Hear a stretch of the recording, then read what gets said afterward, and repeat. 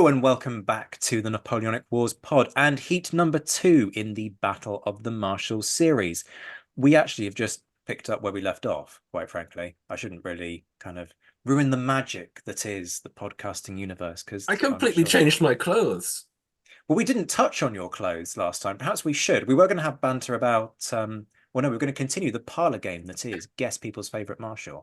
But I think we're going to dispense with that and instead okay, people who aren't aware, See, this Sam is has completely changed her room, her headgear. This is a completely different recording. the only way I in which haven't this is got going to make glass. any sense whatsoever is if people head over to the YouTube channel to then watch us whittering on about banal and irrelevant things like what we're wearing and We're here to talk about war. we are here to talk about war. No, we're here to talk about egotism and lack of simple good manners, because that's all the Napoleonic Wars was fought over, according to Rupert Everett and Ridley Scott. But bitchy comments to one side, good at them though I unquestionably can be. Um, we have reconvened. I have decreed that vanilla Coke is desperately disappointing. This podcast, surprisingly, is not sponsored by Diet Coke. Sam has changed the venue for her recording and is sporting festive headgear. Um, Wobbly Santas adorn her head. Um, for them. Uh, I suspect there's going to be a lot of wobbling going on over the course of this show. And Josh put us all to shame because Josh heard that he was a judge and decided to dress for the part. Sam and I didn't get this memo with the best will in the world. So we both just went for standard jumpers because it's winter. Josh decided to break out the waistcoat and bow tie. But very specifically, the bow tie has bees on it. And I love this detail entirely deliberately, I'm sure. They really weren't deliberate, but never mind, we'll go with it. Entirely deliberately, Josh's bees are pointing downwards, which I'm going to say is a statement against the decline of the insipid Bonapartist regime and the collapse of empire that is always destined to fail, which frankly has made Sam look as though she wants to be sick. It's not at all actually a sort of a commentary on the fact that I have tie your own bow ties and tie them about twice a year, and it takes me too long to tie them, and it is what it is. Don't spoil it with reality, man. Just make it up. Everything can be what you want it to be. Just ask Ridley. Um, I said I'd stop with the bitchy comments. I may have lied. Um, but yes, Josh has come suitably dressed for the occasion, whereas I didn't as host. But welcome back, both of you. Josh Prover, master of the Adventures in Historyland YouTube channel, author of Bullocks Grown and Good Madeira on the Maratha and Jat campaigns and Every Hazard and Fatigue on the Siege of Pensacola, available from hellion.co.uk, and Sam Jolly, curator at the Royal Logistic Corps Museum, Worthy Down. It's getting a bit boring describing you as the only charming Bonapartist. Well, only charming Bonapartist might be a bit of a stretch, but The most charming Bonapartist. well, we can't be Oh, too kind, Josh. oh. Let's not go overboard. You have to come on my Um, channel more, Sam. don't encourage her. Don't encourage her. Do I Um, get to wear a bow tie on your channel? of course you do. Of Wear course whatever you the hell you can. like, Of within course you reason. I can. mean, it's a clean show, but I mean that's sometimes a slightly dangerous thing to say to We are guests. audiovisual on Adventures in Historyland, but generally, yes, you can wear whatever you like. So I shouldn't get out the history hat mankini then. Sadly not. Mis misgendered bathing costumes may not be the best thing for the YouTube algorithm. Well, I was going to say, well, you say that, but actually, what it wouldn't be good for is the fact that it would probably get you banned, Yes. which is the more problematic thing. Let us, however, move on to the business in hand, the reason we are here. Round two features a number of significant names in this battle. Davout, the Iron Marshal, the French Wellington, by many accounts. Bessiere, the shrewd operator, as one of as the person pitching for Bessiere suggested. Saint Cyr, a guy who waged war with his mind and was not a yes man, and Jourdan, the man who arguably keeps the revolution alive. How do you assess who these guys are the best? Well, that is the task before our judges. We will listen to each of the pitches, each given by a fan of the show. We will weigh and judge them, and then we will put it also to a public vote. Though, as we discovered at the end of the last episode, my genius system that was designed to stop a tie between different individuals for first place actually might be more than slightly catastrophically and apocalyptically flawed. Maybe. But we will live with it and work it out as we go along. Who to start with? Well, we shall start with Davout, who is championed by a very dear friend of the show, Rachael Stark. Here she is making the case for the Iron Marshal. I think it's pretty generally accepted by most scholars of the period that Marshal Davout sort of exists in a triumvirate of the top marshals alongside Massena and Lan. And I fully agree with that. I'm not going to say any more about Massena and Lan because they are not in this heat. But for me, Davout pips everyone, including those two, to the title of Napoleon's greatest marshal. And the reason I feel that that's the case basically comes down to three key points. His undeniable talent as a general and commander, his attention to detail when it came to the welfare of his men, and also his very ironclad sense of personal integrity. If I'm going to talk about Davout, I obviously need to start when we talk about his prowess as a general with Auerstadt.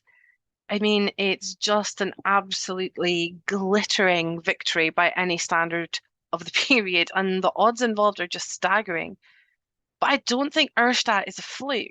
I believe that the results of that battle, the results of that victory, really do boil down to the fact that Davout had instilled incredible discipline into his men.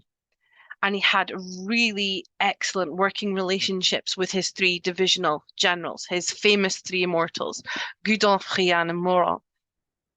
And this corps withstands a hell of a pounding, and it secured victory at odds of actually closer to 3-1 than 2-1. But could any of the other marshals have pulled up that victory? I'm honestly not sure, because I think the discipline of that third corps was integral to the victory, and the discipline was wholly down to Davout. He was very clear of what he expected of his men, and he was a hard taskmaster. And consequently, I think that the third corps of that period would stand its ground successfully against any other commander, British, French, or Austrian. But I have seen, people who aren't a big fan of Davout make the suggestion that too much is made of Auerstadt, and Davout's reputation is therefore over-exaggerated. Not that he's a one-trick pony, but that he's too celebrated on the grounds of one chance victory. And I disagree quite strongly with that. And I think if you just look at a fragment of his fighting career, it more than speaks for itself. And look at the crucial role he plays in some of the key Napoleonic battles. Austerlitz, Davout's soldiers had 48 hours to march 68 miles to arrive crucially at exactly the right time to hold the right at Austerlitz. And they're central to the outcome there. Obviously, quite a lot of the marshals are integral to that battle. But Davout is needed to hold the right. And Napoleon was able to make the decisions that he did because he knew that Davout would follow through and he would be exactly where he was supposed to be, exactly when he was supposed to be. And to be able to push your men that hard, to march 68 miles in 48 hours, have them still arrive exactly when they needed, fight all day and still give a good account of themselves, that's incredible. That's an incredible level of discipline. He held the right successfully, again, at battles like Wagram, Eylau.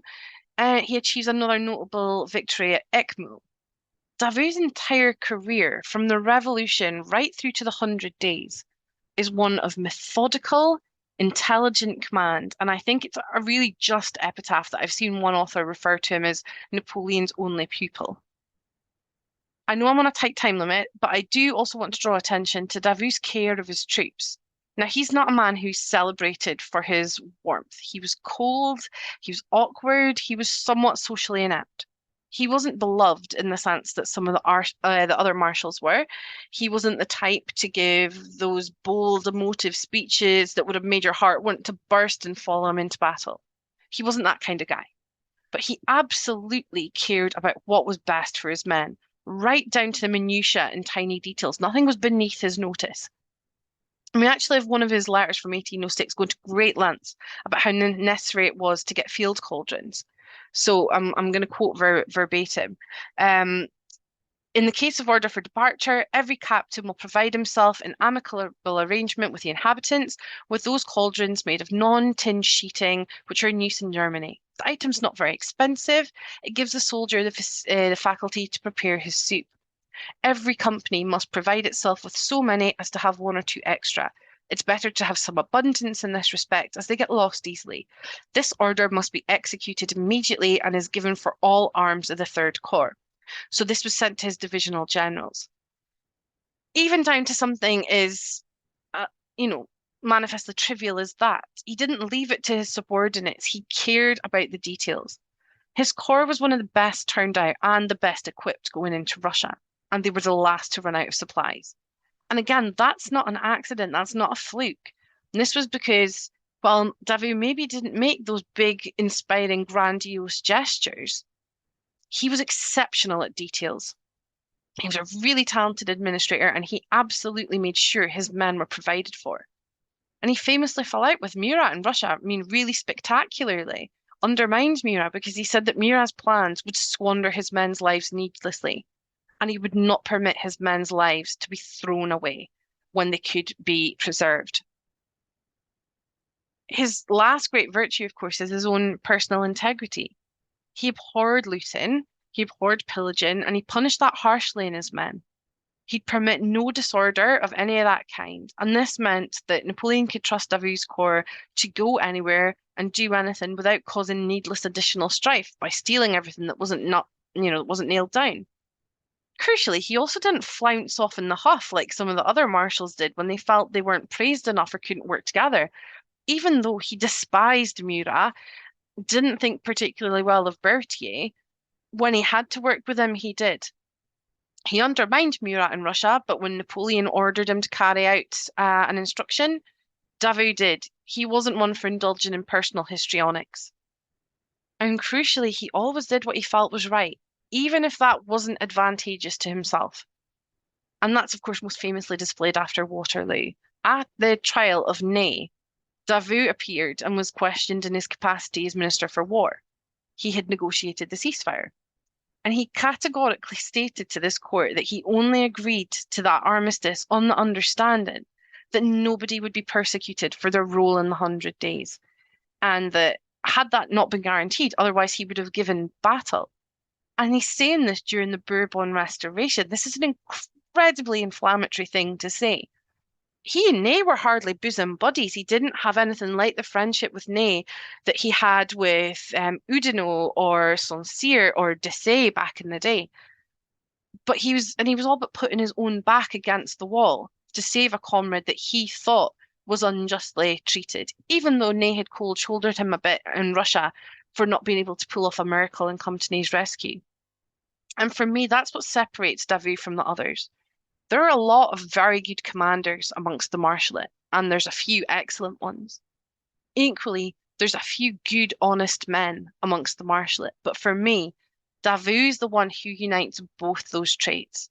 He was a superlative commander and a man of integrity, and I don't think any of the other marshals in this category can make both those claims. Jourdan, Mortier were men of integrity, absolutely. Saint Cyr was an excellent commander, if a very difficult comrade. But I don't think they can match Davout in uniting both those traits.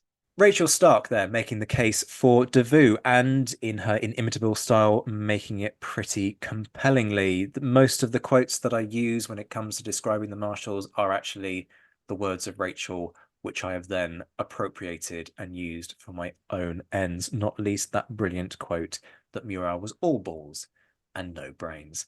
Davout, I describe this one is me, the French Wellington. I'm not the first one to make that comparison, but that is a widely regarded and agreed comment, as Rachel says, one of the top three.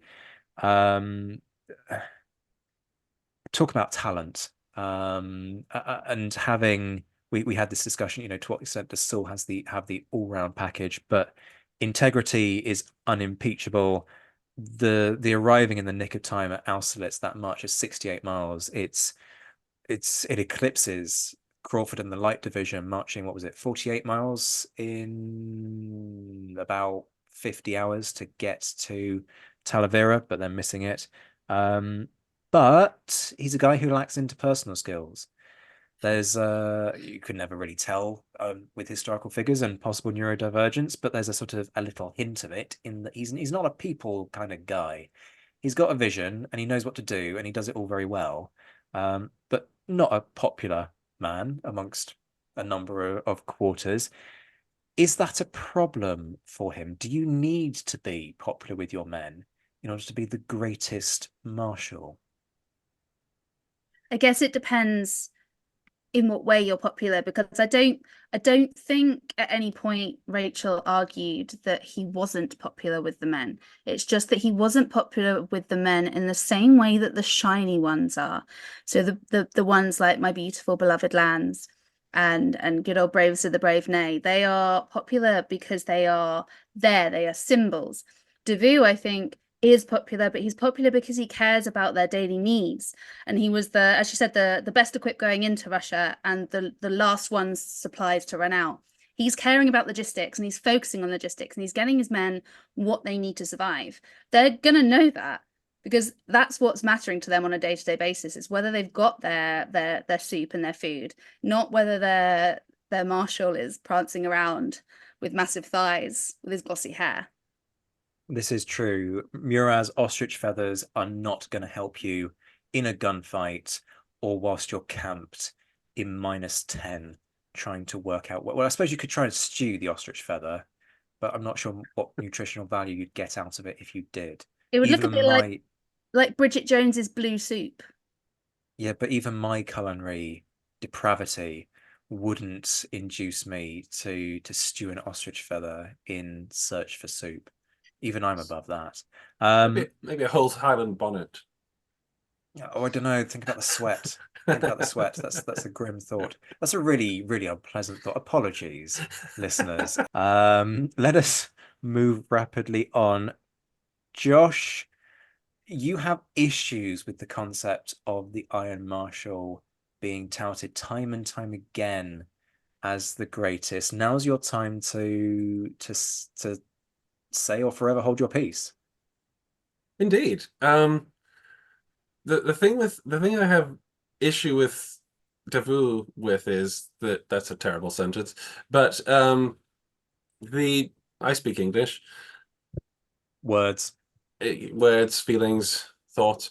But the basic thing is that he comes up time and time again as the obvious marshal that would have saved Waterloo, or he should have been thrown into Spain or something like that, and obviously everything would have changed if he'd been there. That's where I take issue with this fact. That's where I say, no, actually, you don't know what would have happened if he'd have gone to the hell house that was Spain, or something like that. I don't doubt that he would have done a very creditable job, much like Soult did in 1813 and 14. And what you're looking at with Davout is a marshal that is a synthesis a little of Berthier and one of the fighting marshals. And he just doesn't have the flamboyance. But he has the reputation. And that's the interesting thing about Davout. Now, was he invincible? No, he was not. In Russia, he may have got out the best equipped, but he got defeated by Platov and Miloradovich. And yes, there are a lot of reasons why his troops did not perform as they usually did during the retreat, but nevertheless, that is on the record. And for a guy who can apparently make miracles like everybody thinks Davout can make, that should be remembered. He was a a soldier, a man, he could only do what a man could do under particular circumstances. However, although I am not as swayed by Davout as some people, there is no doubt that Napoleon knew a good soldier when he saw one. Davout was a good soldier, and he was a dependable one, which is why he used him. If you saw it, it's interesting, like in 1805 at Austerlitz, he seemed to know that Davout could be relied upon to get where he needed to be at a particular time, and he hoped it would be the same at Eylau, when the entire second day of that battle was waiting for Davout to show up on the Russians' flank. He actually encountered some pretty serious issues when he hit that flank. He did extremely well all by himself. Let's not make this about tactics. They're all good soldiers. Davout is an excellent soldier. There's no doubt he's very high in this tier. Are we guilty of overplaying Davout's reputation, though, just because of Jena Auerstadt? Because it is so impossible, because of the scale of what he achieves, and that therefore eclipses the entire debate? This is an interesting thing, and actually one of the pitches coming up will address that ever so slightly, actually. And I will take it. I will nod at that because Davout has excellently trained troops, excellently supplied troops. His men are in perfect working order. They are not the anachronistic mess that is the Prussian army that is held against them. They are the finest troops in Europe at that time, and a capable commander. That is the core system working how it's supposed to work. A smaller amount of men being able to hold off a larger amount of men until something happens. And so I don't think it can be argued that he's taken on life of his own. I just don't know to what extent that is, honestly. Okay, Sam, anything else you want to say in relation to Davout? Nope. Okay, doke. So a strong case there made by Rachel, but we will now move on to the next of our four contenders. We've got many to get through over the course of this one. Next up, we have Bessiere, championed by Alan Morehouse. Jean-Baptiste Bessieres, Duke of Istria, Marshal of France, 1768 to 1813. Shrewd operator. I ask you to think about the most one-sided victory against the odds of the Napoleonic Wars without Napoleon present. Most people would cite the Battle of Auerstadt in 1807, where 26,000 French troops under Marshal Davout was victorious over 64,000 Prussians under the Duke of Brunswick. That's 5-2 odds, and resulted in a 2-1 casualty rate in favour of the French, a victory hailed throughout the ages. But note, Davout had his corps intact and well drilled, under commanders he knew well and had confidence in him. Also, he knew that the rest of Napoleon's army was close to the south and Bernadotte's corps to the north. He was alone, but not isolated, and part of the huge Bataillon Carré military machine of La Grande Armée. Let's look at another battle, Medina de Rio Seco, in July 1808. Where? An inconsequential battle in the Spanish Ulster. A Marshal of France, commanding a cobbled-together force of 12,000 men, consisting of one good division, one departmental reserve division, and a smattering of Imperial Guard troops, who had no experience of working together, with mostly estranged commanders, was tasked with anti-guerrilla activities in Asturias, northern Spain. The army reacts to spy reports of manoeuvres to the west from two Spanish armies of Generals Blake and de la Cuesta, 22,000 men in all, attempting to cut Madrid off from the French border. 10 days later, a French army twice the size was surrounded and surrenders, isolated at Bailen in Andalusia. As a result, Bessieres' great victory was for naught, and the French abandoned most of Spain until Bonaparte turned up to sort things out. Another consequence of the battle showed a different skill of Bessieres. After Medina de Rio Seco, he did not pursue the beaten enemy, and a lot of Napoleonic historians are critical of that. The Spanish armies had gone two different directions, and Bessieres, unsupported, was not about to plunge into the Galician hills and risk annihilation like Dupont at Bailen. He recognised, which most senior marshals never learned, but Napoleon knew, that when you are alone or cut off in hostile territory, you don't expend your last reserves unless they will guarantee overwhelming victory. And this was relevant to Bessieres in his career as a Marshal of France. Medina de Rioseco was an exception. Bessieres, a close friend and confidant of Bonaparte's, mostly commanded the Imperial Guard Cavalry, or sometimes the Reserve Cavalry. Prudent use of reserves was his business, as Napoleon knew. Infantry corps marshals were very frequent in their requests for cavalry support in battles, and the Guard Cavalry obliged in several battles. Notably Eylau, where Augereau's infantry had blundered into a killing zone and had to be rescued by a full charge by Napoleon's main cavalry corps under Murat at the centre of the Russian position. Though successful, that charge was in danger of being slaughtered by a Russian mass countercharge. Bessiere, at the head of the Guard Cavalry, in turn rescued Murat, another personal friend, and saved the battle from disaster. But let's look at his supposed failures that historians love to cite. At Aspern-Essling, Lannes and Massena's corps and Bessieres' reserve cavalry were isolated from the rest of the army north of the Danube, hard up against the mighty river and pressed by Archduke Charles's Austrian army. Lannes, repeatedly and with increasing urgency, compelled Bessieres to charge, but Bessieres stood until finally providing any steady support to stabilise the situation. As it happens, he had held the centre of the field of battle for a day with just cavalry, probably for the first time since the Mongols. After this failure, Lannes' accusation of Bessieres of cowardice, resulting in a fight between the two marshals interposed by Masséna, is better understood in this light. Had Bessieres' charge failed, the whole force could have been rolled up by the Austrians, and even if not, the evacuation the next day would have been even more dangerous with no cover than it subsequently was. Fuentes d'Oñoro was another battle in question. Bessieres was apparently inspecting rear fortifications when the request for his Guard Cavalry to charge arrived. The army was at the edge of Portugal, facing Wellington's army. Maybe he had seen from his position the futility of an 800-horse charge, and maybe this wasn't the battle to push a last mobile reserve so far from home. The most famous of these failures was his advice to Napoleon to not commit the Guard Cavalry to pursue the retreating Russians at Borodino. Historians, eh? Always after that grand charge. Again, the last formed cavalry reserve to be sent off while over 1,000 miles from Paris. Napoleon agreed with him. See the trend? He ended up, in the absence of Murat, in charge of all French cavalry in the army of Germany in 1813. A much reduced arm after the 1812 losses, and at a massive disadvantage to the Allied cavalry. Consequently, he needed to work directly with the novice troopers and committed to involving himself in all matters including reconnaissance. According to Marshal Marmont, on the 1st of May 1813, he foresaw his own death and rode out as white as a sheet. Later that day, while involved in reconnaissance, he was struck by a cannonball and killed instantly. The next day, close by, the French army was surprised by the Allies at Lutzen, a cannonball's throw away, through lack of reconnaissance. So, we know what other marshals and the historians think of him. But what about the Guard cavalrymen themselves?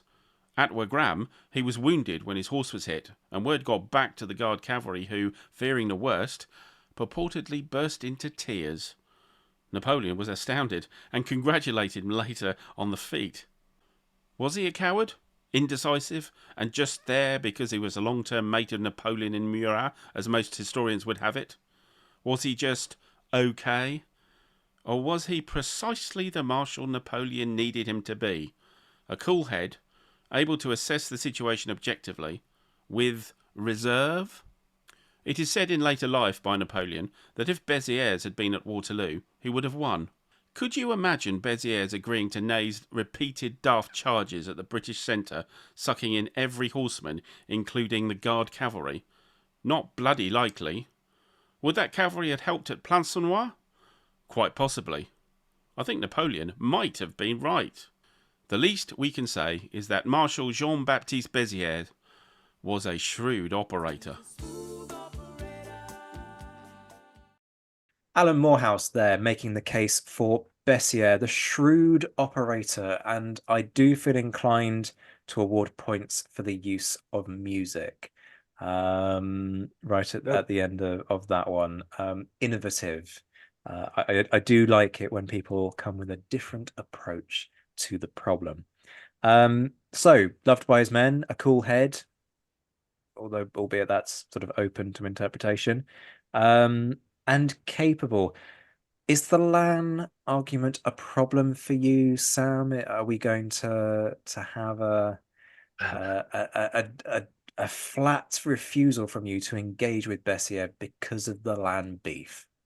Well, it gets worse than just the fact that Lan accused him of cowardice. Bessiere and Murat together tried to get Lan demoted over some debts, so I cannot engage with this man. Okay. It's absolutely no problem with the quality of the pitch. You've done a lovely job, darling. But my personal preferences, I cannot engage. Are you Right. are you abstaining from the judging? I'm not sure she's even abstaining. I think she's just saying that I'm very sorry, Alan, but it sounds like Bessiere is coming last on Right. Exactly. on Well, Sam's I'm list. sorry, but a man whose greatest hits moments seem to basically be not committing. That's the vibe I got. He was really great in this moment because he chose not to commit. Okay. I mean, I did say be nice to our pitchers over the course of this. You did a great job. I just don't like the man. Well, The I mean Bessiere double lad, that's not the pitcher. that's emphatic. Josh, are you going to dare to argue against the jolly? I have a much less personal stake in all of the Marshals than a lot of people, so I can, yes. I thought you were just going to say you had a less personal stake than Sam. I thought this was going to start turning into a war between my judges. No. She Sam has her favorites. She's mentioned them in the first episode. Go check that out. So I understand where you're coming from. This person did the man you love wrong, but pardon me. But right, it's a solid argument, and the case is pretty good as well, to be honest. However, like Sam said, the argument does lie somewhat on his caution, his sense, his good sense. And he, again, is not a general who was given large independent commands. He did get thrown into Spain at the beginning. He did defeat the Spanish.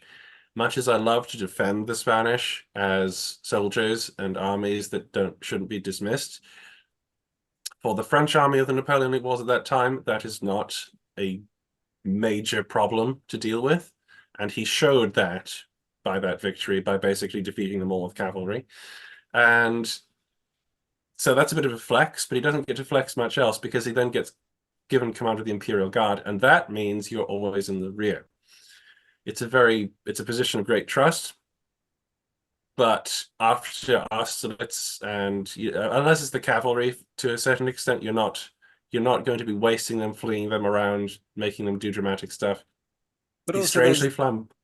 sorry to interrupt you there, Josh, but there is also a point that the Guard get committed when the battle's almost won anyway. That's often, I mean, less so 1813, 1814. They become the norm, wear the enemy down and then commit the Guard to achieve that breakthrough. But the point of them is very much they go in when a lot of other people have done a lot of the hard work.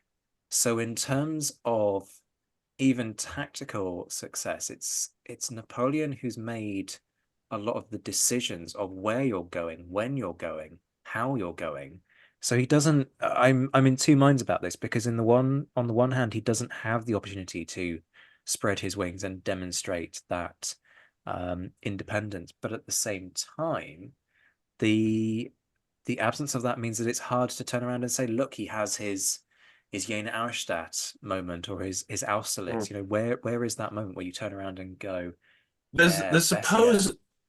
There's supposedly a very sort of striking moment at the Battle of Austerlitz where he's leading the Guard cavalry forward, and he's a very striking fellow as Bessiere. He's still got his powdered hair and he wears the green uniform. Strange, but nevertheless, he has a style all his own, and he sees the Russian Chevalier Guard approaching, and he sort of eyes them up, And then he turns around to his men and yells, "Let us now make the ladies of St. Petersburg cry," and orders them forward. And this is he and Rapp win the cavalry battle at Austerlitz. Bessiere is the marshal. There's a lot to Bessiere as a cavalry commander. He was one of Napoleon's best cavalry commanders. But again, he's sort of a strange sort of divisional level kind of guy as well, because he's not given corps that go running off to do dramatic stuff. He's kept at home, little like some of the others that we'll come up with. I have time for him. He's very credible. I actually believe Napoleon when he says I'd have done a lot better at Waterloo with Bessiere. And he's probably right. I struggle with that though. I'm not so sure because I think Ney gets a lot of unfair blame. Not that this is about Ney because we've done Ney in the previous show, but I think the point often gets missed of why Ney charges in. It's not with why Ney cavalry. charges in. It's why he continues to charge. That is fair, but the point is that he's meant to pin, right? And it's poor I mean, communication. to the best of our understanding, yes. Although I'm sure it's still slightly open to commentary because it is a very weird thing. It is. It is. But I do wonder how much of that is Napoleon just loving to sling dirt and blame anybody else, but it can't possibly be my fault. Of course, in his St. Helena phase. That's the job of the Marshals. Album to take the beating. Take the beating. The Marshals take the beating for his faults. No, I have some sympathy with the thought that being the sort of general that Bessiere was, he would have maybe handled it differently. Napoleon seemed to think so. Napoleon, for all of his extra kind of thoughts about how things should have gone, knows a little bit more about the Marshals than I do. So, okay, I'm not sensing huge love for Bessiere. I don't think we can. There's not much you can do with it. Is the problem? He's one of those Marshals. He's one of those Marshals. Dear me.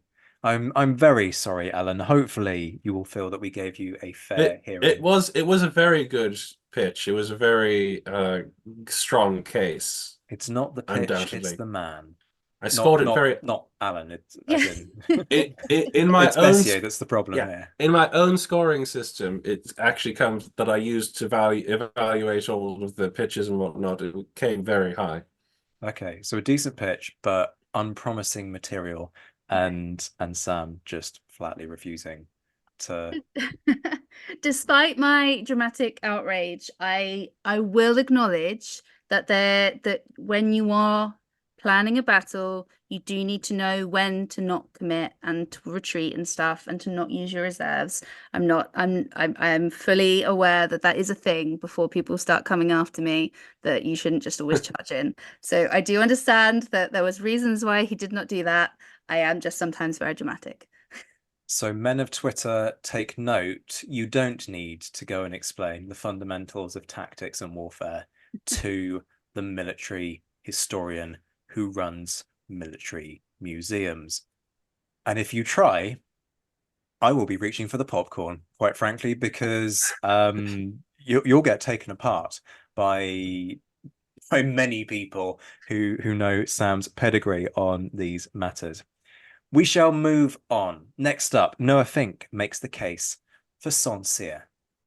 Hello, Dr. White and judges. Hope you're all doing well as the holidays are upon us. Just wanted to take a quick moment to thank you all for your time, energy, and dedication to this, and Dr. White, of course, for arranging all the logistics. Certainly a fun project. So my name is Noah, and I will be defending the belated Marshal Saint Cyr. So without some further ado. All of the marshals of the empire were men built for war, and as a composite formed one of the most fascinating collections of military talent in European history. Many were afforded the limelight under which to perform their great deeds and their occasional failures, but Laurent Gouvion Saint Cyr produced a brilliant record that was relegated to the sidelines of both the empire and of history. Overshadowed by political disputes and his all-important yet less glamorous roles of holding the flanks, Saint Cyr was the belated marshal, whose abilities were truly immense. overcoming his imperfections and this belated start to his marshalate career. It was his combination of well-applied intelligence, his talent for warfare in nearly any fashion, and his fierce moral courage and earnestness that propel him to the top of the storied collection and as the best of Napoleon's marshals. Now, certainly, to cover one of the negatives of him, he was certainly intelligent, but this also led to a very aloof and imperious personality, leading to somewhat icy relationships with those such as Massena in Italy and Oudinot in the Russian campaign, which did draw back his ability to collaborate effectively. But such drawbacks held him back to a lesser degree than most, if not all, of his comrades in arms, and his positive traits greatly outweigh those considerations. Foremost among his talents, he waged war with his mind. He was an artist as a hobbyist and a practitioner of the art of war as his career. He understood the impacts of morale and the mind of the soldiers, what one could and could not reasonably expect them to do. This is shown in his late attack at Polotsk, understanding that his men were relatively fatigued and would only have so much energy to fight, so he delayed his attack to great success in what eventually won him his baton. He was able to preserve his troops with skillful maneuver when possible, and while he did see them more so as tools and did not reach for their affections, he certainly preserved lives as best he could. He could perceive a battlefield clearly and calmly, as commented on by Ségur, Marbeau, and other contemporaries. While being calm, cool, and collected, he was similarly able to seize the reins of command and be decisive and take action when the moment called for it, such again as his performance at both battles of Polotsk would show. He also had an understanding of a broader strategic vision, the jockeying over the River Dwina in the Russian campaign, and understanding the impending danger that Dresden was in the German campaign in 1813, and also the need to evacuate Dresden to join forces at Leipzig for that climactic battle, although, of course, the fog of war and an error on the imperial household's portion did not allow that to be completed. Additionally, he was a very talented administrator. He showed this as a minister of war under the Bourbons during the Restoration. Again, showing that the intelligence was both in the back rooms and also upon the battlefield. Similarly, he had a talent for fighting in practically whatever style was necessary during his career. He cut his teeth in mountainous warfare along the Rhine, while successfully extricating himself at Novi as well in 1799. In the earlier years of the Empire, he fought counter-guerrilla actions in Naples in what proved to be very brutal combat, but he was relatively successful there. In Spain, he was tasked with taking Girona, and while he was unsuccessful in that venture, his artist's eye showed a keen understanding of the defensive works that he was working against and had complex drawings to prove it. He was able to fight battles that were relatively complex and involved river crossings. Again, at Polotsk, he had an understanding of when to maneuver between the left and right sides of that river and had a good eye for the overall implications of those maneuvers. At Dresden, he had the combination of fighting a delaying action to allow him to reach the outskirts of the city while outnumbered by Wittgenstein. He counterattacked Wittgenstein's forces on the 25th of August, which bought time for himself and for Napoleon to bring up reserves while it wrong-footed the Allies prior to the two main days of battle there. And in that battle, he did show a talent for urban warfare, urban defense, and the establishments of various redoubts and other extemporaneous defenses. Finally, he was an earnest and morally courageous figure. He was certainly a strict disciplinarian, but provided for his men in Russia and in Spain, sometimes at his own expense and sometimes in the careful management of logistics. And so while he was never loved like some of the marshals, his men certainly had a great respect for him. Additionally, he did not bow down to Napoleon and was certainly no yes man. He spoke quite frankly with him on strategy as prior to Leipzig, and he certainly then did not betray his oaths to his own convictions upon the establishment of the consulate or the empire, nor did he betray his oath to France when he undertook the cause of the Bourbons when they were restored to the throne of France. In the wake of the Hundred Days, he did what he could for France and the army. He attempted to help comrades such as Ney to escape or survive, and he also fought for the concept of the citizen army. He was loyal to the Bourbons when Napoleon made his return, and again showed that his higher calling was to France and his own convictions. Thus, it was with great intelligence, adaptability, and incorruptible moral fiber that Saint Cyr marked his legacy in the annals of French history. He forged it in ink, in stone, and in his own blood, and his exemplary qualities befit the belated marshal to be henceforth considered Napoleon's best marshal. I thank you so very much for your time and consideration, and hope you are well. Thank you. Marshal Saint Cyr there, covered by Noah Fink, who was very kind in the course of all of that. An interesting case, very different. A lot of these, for some of the inverted commas quieter marshals, as I refer to them, the ones that people don't immediately refer to, I think we've heard some more interesting comments about wider character and other attributes. Because there's less kind of look, point to this shiny event that happened. Key victories, that's a problem. A talent for urban warfare. Unusual to reference that during this period because there isn't much in the way of sustained urban warfare apart from scuffles well, scuffles is putting it too mildly, but fighting within villages, okay. But even when it comes to sieges, the fighting isn't taking place really in the streets. It's taking place elsewhere. Aloof and imperious, probably arrogant with that. But hey, are we seriously suggesting that many of these men didn't show catastrophic arrogance? I mean, when you have an outfit like that, it's hard not to sort of own it a bit. You can empathize. Sometimes there's a need for a bit of swag. I think my problem with this is he just a lesser Davout? Is it as simple as that? You've got lots of things here that are very credible and make him a very good commander, but is he just sort of Davout light? And no, that's no criticism of your pitch. It was a cracking pitch, and thank you for it. But I wonder again, is it sort of the material that we've got here? We've got somebody who's kind of sitting in Davout's shadow in terms of qualities.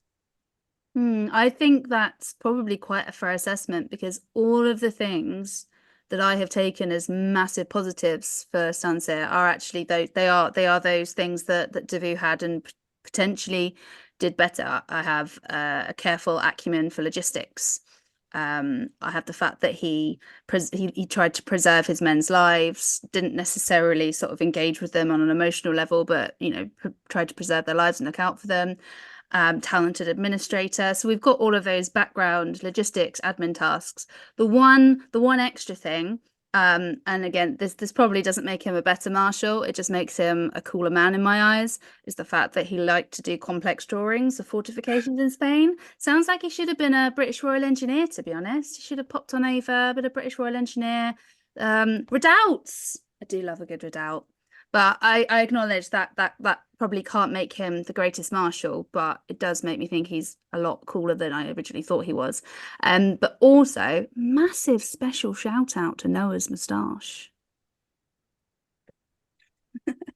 This is true. Noah does sport a good moustache. It cannot be denied. So there you go, Noah. You probably weren't expecting to get points for your facial hair. It certainly wasn't a category that I considered when I was putting this together. My loyalty is easily bought, and we keep going on about integrity with these marshals. I'm not pretending to have some. It's fine. This is true. You are, if nothing else, consistent in that regard. Josh, as an owner of a moustache, did you equally look at Noah's pitch and as an owner of a moustache. I also have a moustache of sorts, but a substandard one, I will freely admit. As the owner of a better moustache, did you kind of look at Noah's facial hair and think, yes, this is a compelling point that I will include in my assessment, and therefore elevate his marshal in my considerations? I mean, people with moustaches, they're the brethren, so we've gotta give props to that. But I tried to not let it sway me because obviously, there is a code. So what you're saying is that you have integrity and Sam doesn't. I just she doesn't have a moustache, so she doesn't know. Sam will wait, duly rectify there is some. this, and acquire a We fake may have moustache. we may have to. Right, that's a full beard. Okay. That is a truly terrifying prospect. Okay. Sam Jolly has just It's donned very what looks impressive. like a Brian Blessed My beard. goodness, it's almost as if it's a different person. But Does we that were mean I get 2 votes? No, it doesn't. Not unless His- you can shout, but what about big tomatoes in a convincing Brian Blessed way? But his, but yeah, Saint Cyr, his yeah. sure, his moustache is bigger than mine. In the rankings, I'm sure that counts for a lot. But the thing is that I'm man enough to admit it. But the thing is, Saint Cyr, he Please, is Josh, made. this is a clean podcast.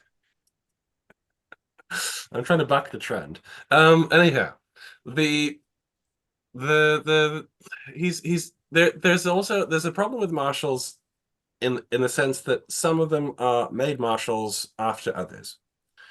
Saint Cyr was made a marshal in 1812 for the Battle of Polotsk, which is the western theater of the 1812 invasion of Russia.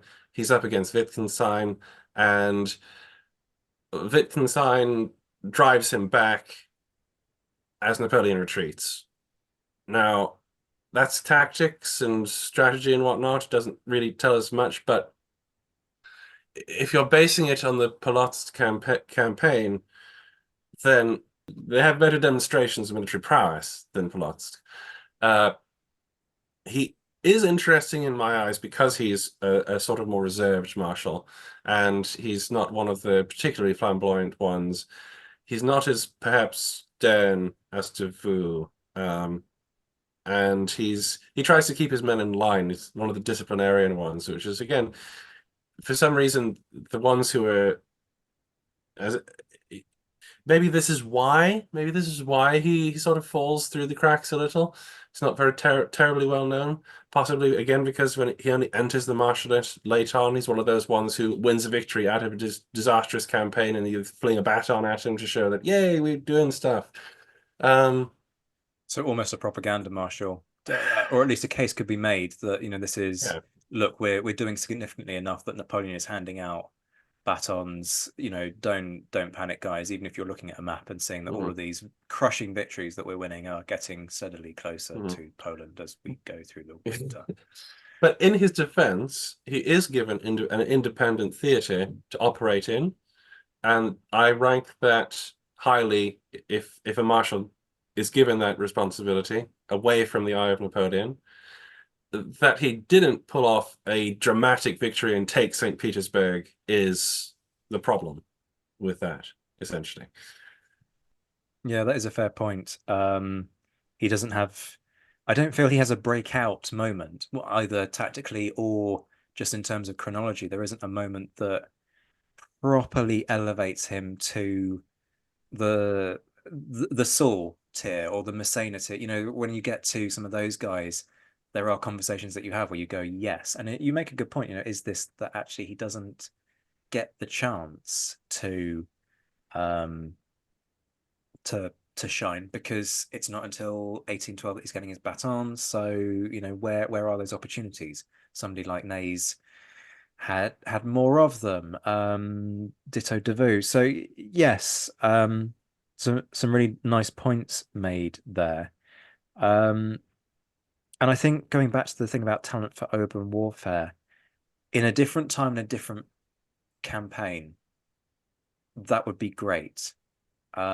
but this is not the period of urban warfare, and that therefore it's a very valid point on, look, this guy's got a significant skill that others don't necessarily demonstrate. Cough, Mura.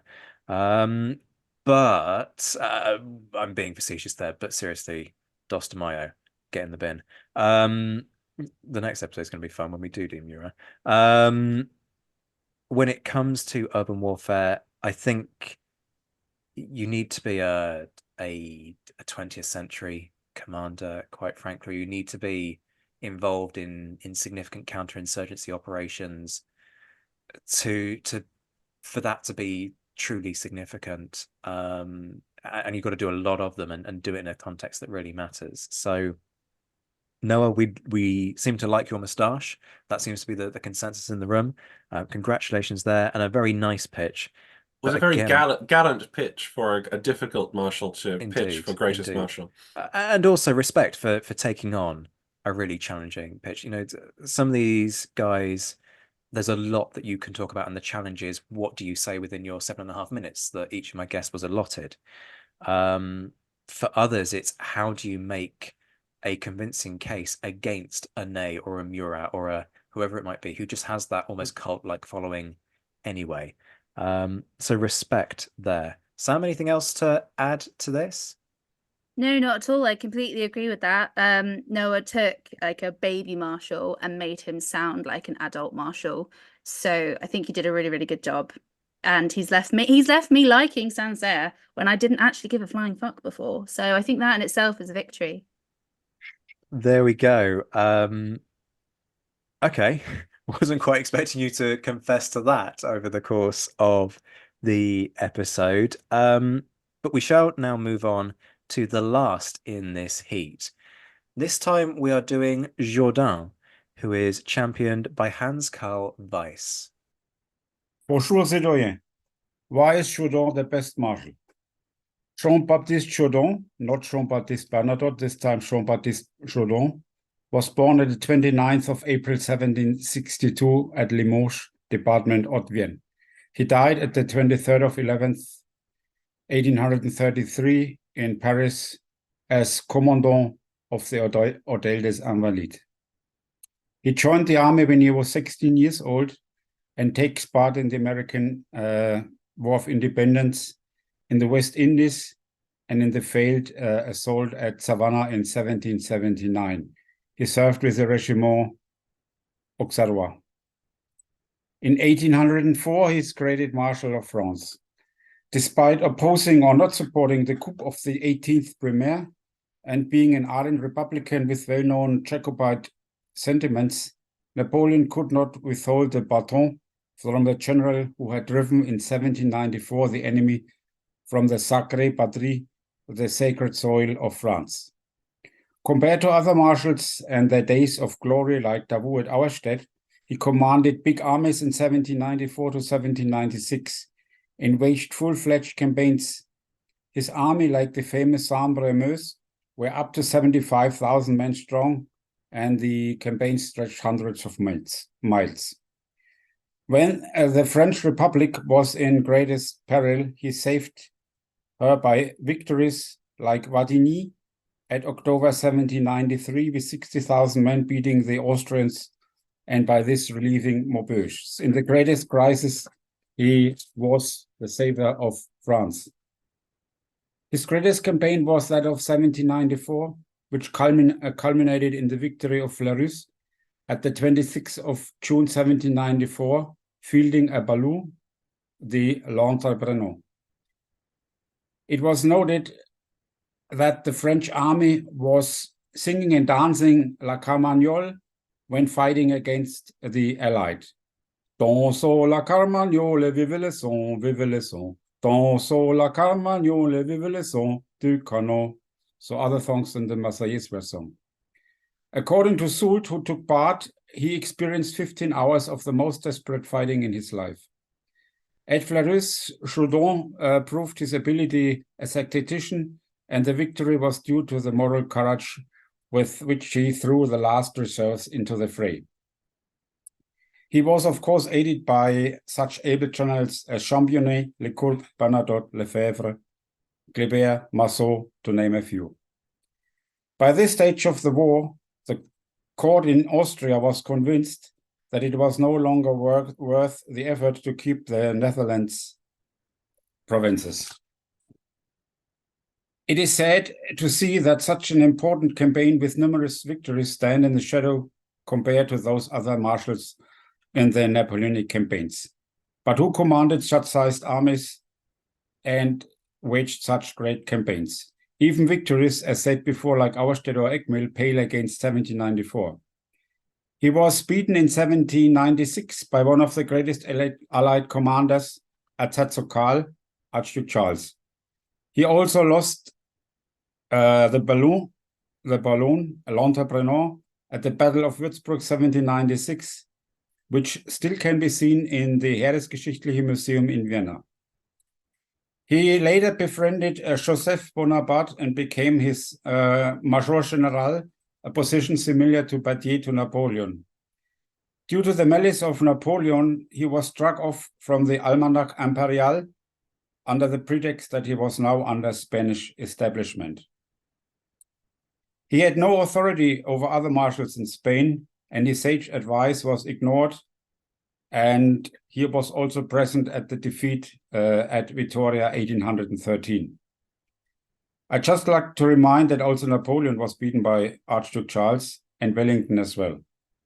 In summary, Jourdan has, like in no other marshals, conducted successful campaigns with great armies in saving France. Also, he was married, had 5 daughters, was no adulterer like Napoleon. He was Republican, still was faithful to the French king in 1815 when Napoleon came back, and he refused to take part in the court against Ney, risking his career. When we take the accounts of 1793 and 1794, without any doubt for me, he must be considered to be the best marshal. Hans-Karl Weiss there, championing Jourdan, the man who arguably kept the revolution alive. This is an interesting one, and it taps into what you were saying in the previous episode, Josh, that some of these guys actually shine before they even get their batons. And that becomes part of the challenge, especially in the sense that in terms of what people talk about when it comes to the marshals, they do talk about the post-awarding phases of their careers. Now, Jourdan doesn't have a glitter, and Hans-Karl is very clear about that, doesn't have a sort of a glittering post-baton career. But can you make the case, as you can perhaps for one of the other marshals that we will look at in due course, that without Jourdan, nobody gets a baton? And therefore, without Jourdan, this conversation never even happens. Josh nods quietly. Yes. Jourdan, again, comes to us with the stain of Spain on him. I'm going to be really apologetic for this because I am jumping in and I've cut both of you off on a few occasions. Bad podcasting, but it's an important point to make, actually. Vittoria is the problem, but I am going to make the case that it's not his fault. Well, yes, exactly. Problem, because he's ill the day before. He's literally in bed with a fever, drags himself out of bed on the morning of Vittoria, realizes that everybody else has screwed up, starts issuing orders to deal with this, only for him to then discover that actually Wellington's already on the move. You can't move now. It's too damn late. So I don't blame him for Vittoria, even though nominally he is in command. No, it's rather difficult to assign who has the most responsibility for Vittoria, but Joseph. Declaring my biases there, but yeah, sorry. Indeed, indeed. It's like I hesitate only because I don't know to the extent of who was in literal command on the field. Jourdan, however, is one of those guys who gets a bad situation, and then that's all anybody remembers. However, pitch and case are extremely strong for Jourdan, even though he is certainly one of the guys who is one of France's greatest marshals rather than Napoleon's, perhaps because during the Empire he was stuck in Spain and various other jobs that didn't allow him to flex his muscles, so to speak. But no, absolutely, the point is extremely well made that the Battle of Fleurus is one of the great battles of the wars. He is the savior of France. He was given his baton in the new government, in the new army because of that. He could not be ignored. He's a bit of a legacy, but that shouldn't technically really discount him for being very high up in the tiers because he had full independent command. He exercised it extremely well. He did not have full independent command at Vittoria. He was the military advisor to a king who didn't know what he was doing. And so I would rate him quite highly.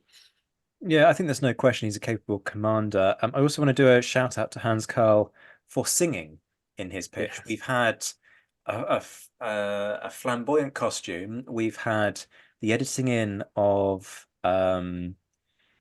music. We've had strong facial hair games, and now we have singing. And I must say, Hans-Karl can hold a tune, certainly far better than I can. Although admittedly, that is a very low bar to clear. Sam, let me get your take on this. A guy whose contribution I think is largely forgotten, but integrity was big for this particular marshal. How does that sit with you in this? I'm not implying that you don't have integrity and you don't value integrity, but not inclined to just do what he's not a Napoleonic yes man. Do you know what I mean? So what was your read on all of this when it came to Jourdan? So I do quite like Jourdan. And particularly I know it's in the scale of what makes someone the best marshal, this one fact doesn't necessarily pip it. But I really like the fact that he refused to sit on the trial of Ney. I really like that. That is it's a huge sign of his integrity. And I think I agree with the argument that most of his shining star quality was in the revolutionary years, but I also agree that that doesn't necessarily mean he's not in the running to be one of the best marshals, because it's being that man and doing those things that, as you say, Josh, got him that baton. Well, it's like if Napoleon had made all these marshals, like the new marshals, he threw in a bunch of new guys, divisional commanders and whatnot, and if they all failed, you still had the Jourdans in the marshalate. You could rely on them to do stuff, because in the revolution you had Napoleon, you had Moreau, you had Jourdan, and these are the big hitters that, Moreau had nothing to do, wanted nothing to do with Napoleon, but you had these big hitters, and that's why they're marshals. And just in case, perhaps the Davouts and the Neys weren't really up to it. I mean, this is the other thing that we really haven't considered, but perhaps will become more significant both through this pitch and another in due course. What happens if Napoleon's unfortunate enough to catch a cannonball pre-1799, and somebody like Jourdan would be an individual who people would at least consider and talk about and regard as somebody of significance, not necessarily somebody who could step up to the plate and lead their own coup. I'm not even sure. I don't know enough about Jourdan's character to make an assessment on whether he would have been so inclined as to lead the Brumaire coup. But when you have success of that ilk prior to 99, actually what you're talking about is perhaps, is this guy on a par with Napoleon? As opposed, I think the answer to that is no, not quite. But lack of evidence, really, on that score, to be honest. True. Perhaps limited opportunity. Napoleon gets greater opportunities for. I mean, to be completely fair to Bonaparte, it's the first Italian campaign is legitimately his own. There are very few generals who could have pulled off what he pulled off there. Maybe because he thought he was lost completely and just said, right, I don't care, I'm just going to do anything I can to stay alive here. Oh no, I'm winning. And that worked. But all the generals of Europe, including the top tier ones like Suvorov, were like, this Bonaparte guy knows what he's doing. So it's fair to say that I think you're probably right. You can't really say that he's a contender to Napoleon. But he did win one, but it can't be ignored that he won one of the biggest, most important battles of the pre-Napoleonic period for France. Okay, doke. So kudos there to Jourdan. Anything else we want to say before we move to voting on this? No, we all seem quite happy. So the format is apparently flawed based on the judgments of the last episode. 5 points go to the strongest pitch, 4 to the second strongest, and so on. But we need to determine which we regard as the strongest cases. So we did the last one live on air. Let's see how this one goes down. I have to reserve judgment until the end in case I'm required for a casting vote. This could get spicy. Sam, would you like to go first with your assessment this time? Yes, I am sure my rankings probably won't surprise anybody. First is Davout, then Jourdan, then Saint Cyr, then screw you, Bessieres. Bessiere is the ghost of Bessiere has communicated with me and wishes to lodge his discontent with the shade being cast by Sam Jolly there.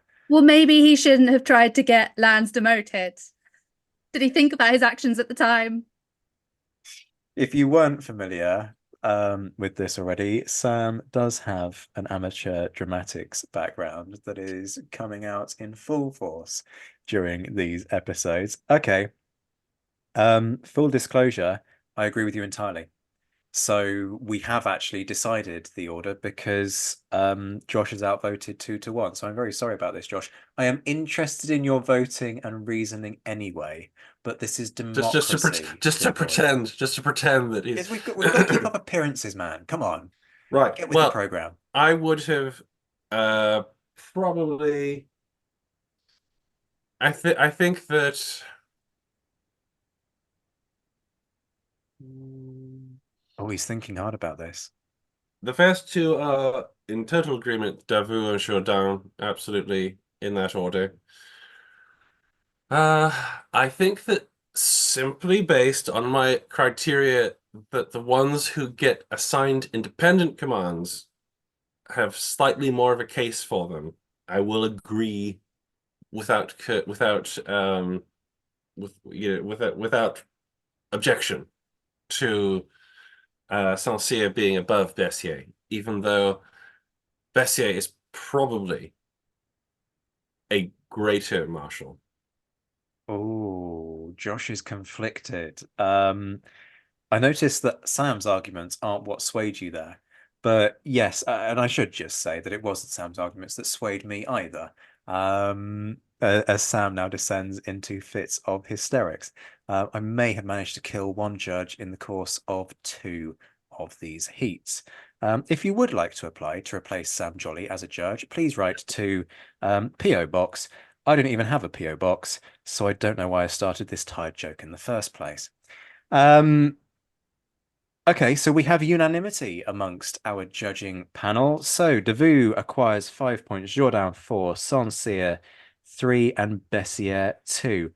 A big thank you once again to my judges. We won't delve on quite how flawed the voting system is on this show, but it is now over to you folks, so you can now have your say. If you're watching on YouTube, please just comment on who your favorite marshal is, and I will tally those up and add that to the final quota. And last but by no means least, if you are on Twitter, you can head over to Twitter. Details will be in the descriptor to this episode. Just scroll down through the description and you will find the relevant link to my Twitter feed, where you will be able to find the relevant vote and previous votes that have been held as part of this series. And I will then tally all of that together, and whoever gets the most votes ends up coming out top of the popular vote, and we'll work it out from there. Oh dear, Sam is about to comment on something.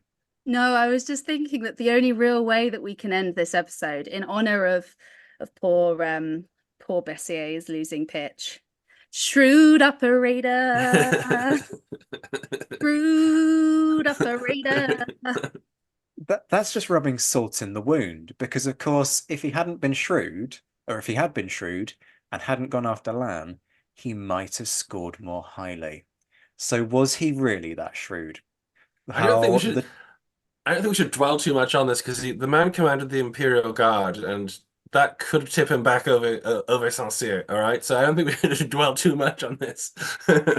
What you're saying is that Sam's position may yet be usurped.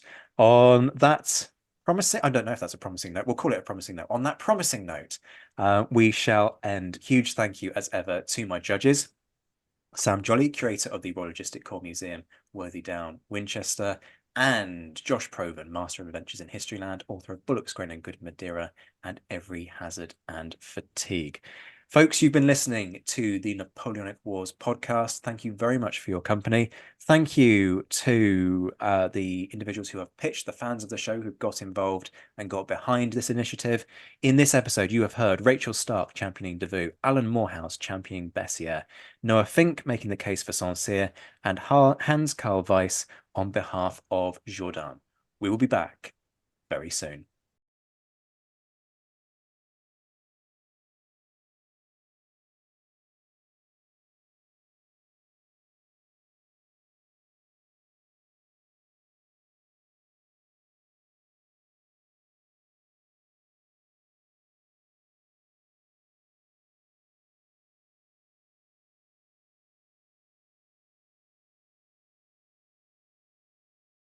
Folks, do me a favor, make sure you are following the Napoleonic Wars podcast. Hit that subscribe button so that you can find your way back. And if you're loving the show, please leave a review. Remember, we're in the midst of trying to rebuild after Spotify unplugged us from at least a third of our listener base. So these are all the most powerful things that you can do to help with that recovery. If you want to go that little bit further, remember that there is a Patreon feed. Head to patreon.com/the Napoleonic Wars pod, where you can find a host of perks, from early releases to exclusive content, behind the scenes footage, exclusive meetups, and much more besides. Shout outs to my mentioned in dispatches patrons: Rob Griffith, Brendan Teeling, Beatrice de Graaf, Lynn Dawson, Jamie Kingston, Lucy Tatner, Jim Deary, Josh Keeney, Colin Fieldhouse, Stephen Colson, Jim Getz, Stephen Gillen, Hugh Brennan, Alistair Campbell-Grieve, Andy Meakin, Mark Hanscom, Rob Coughlin, Bruins Girl, Noah Fink, Mark Trowbridge, Miles Reedy, Nick Overland, Graham Goodwin, Chris Pramas, Anthony Gumbau, Anonymous American, Martin Pisani, James Fluick, Natasha Hobday, Rod Schwager, Chris Kimball, Gary Dennis, David Graylick, Ted Andrews, David Milinsky, Richard Anderson, Arthur Forgy, Sam Moore, Wyatt Pollock, Carol Dixon Smith, Roland Shark, Jason Mohan, Mark Chestnut, and Giovanni. And the Admirals: John Haynes, Ryan Diamond, JC Kaiser, Bob Burnham, Mike Guest, Liam Telfer, Todd and Laird Campbell, Rachael Stark, Mark Duckers, David Maxwell, David Prince, Graham Callister, John Sullivan, Stephen Ashburn, Dan Hazelwood, Kate Walcombe, Clemens Bell, Charles McKay, Reto the Sci-Fi Fan, and Tim Day. I'll be back very soon, but until then, I'm Zach White. This has been the Napoleonic Wars pod. Take care of yourselves, my friends. Stay well, stay safe, and as always, thank you for listening.